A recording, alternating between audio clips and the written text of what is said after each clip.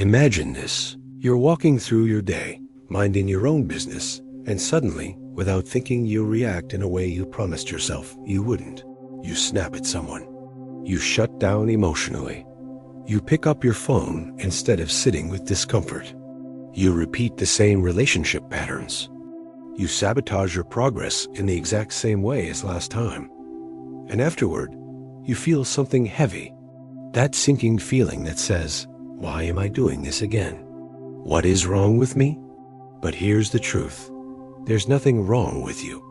What you're experiencing is something the Buddha identified thousands of years ago. A hidden force inside the mind. A momentum. A groove.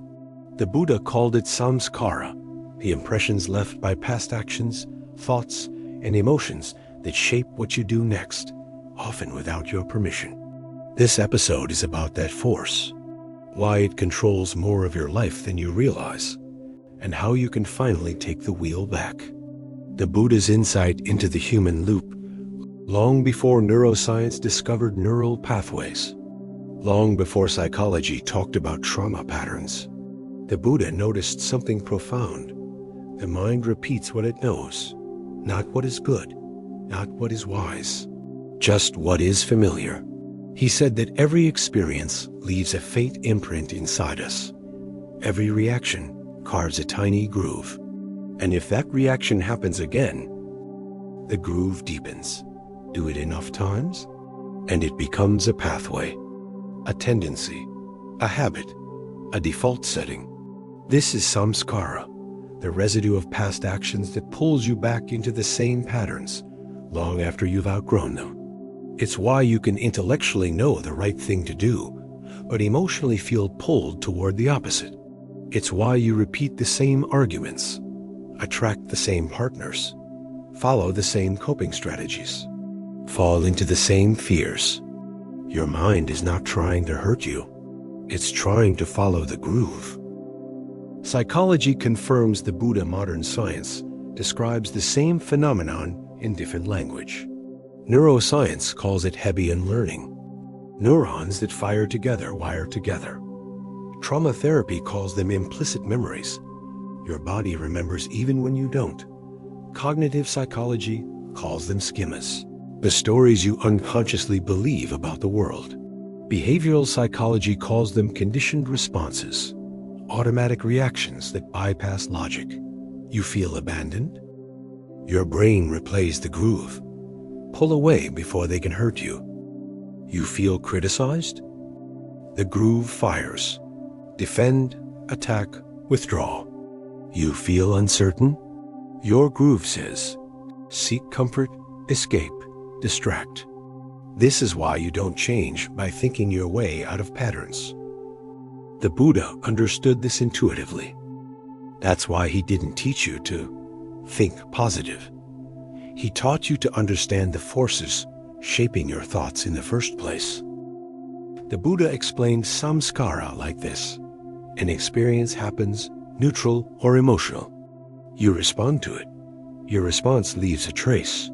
The next time something similar occurs, your mind follows the trace, like a river following its old course. If the response was rooted in fear, the next response will be too. If rooted in craving, the next response will be too. If rooted in anger, that becomes the path. Soon, the samskara becomes a loop. Stimulus, reaction, impression, reinforcement, repeat. You're not reacting to the present moment. You're reacting to every moment that looked like it from your past. This is why it feels like your life is repeating. It is, but not because fate is controlling you, because habit is controlling you. The Buddha described these grooves as deep currents, invisible but powerful. And the moment you become aware of them, you begin to weaken their hold. How to break the loop? The Buddha's method. The Buddha taught that samskaras are not permanent. They are not destiny. They are not you. They are simply tendencies, and tendencies can be unlearned. He gave a 3-step method. Observation, non-reaction, replacement. Let's break it down. 1. Observation. The first step is awareness. Seeing the groove. Most people never get this far because they are too busy reacting. But when you pause, even for one breath, and notice, oh, here I go again, the samskara loses some of its power. Awareness is the moment you step out of the loop and begin watching it from the outside. 2. Non-reaction. This is the holy grail of Buddhist practice. When the old groove is triggered, and you feel the urge to react the same way, but you don't, you weaken the groove. Every time. If you are about to lash out, but instead breathe, you weaken the anger groove. If you are about to shut down, but instead stay present, you weaken the avoidance groove. If you are about to escape into distraction, but instead sit with discomfort, you weaken the craving groove. This is why meditation works. It teaches the mind to pause instead of react. 3. Replacement. Once the groove is weakened, you plant a new seed, a new response, a healthier pattern, a more skillful reaction. And just like the old groove, the new one deepens with repetition. Change doesn't happen by force. It happens by carving a new path. The Buddha didn't just show people the truth. He showed them how to build a new mind. In episode 1, the traveler learned that change fails because the mind's soil is too hard. In episode 2, we learn why it becomes hard in the first place. Years of samskaras, old grooves, old reactions. Episode 3 will explain how to dissolve the deepest grooves, the ones created by fear, grief, abandonment, and self-doubt. You are not broken. You are not failing. You are simply following grooves carved long ago.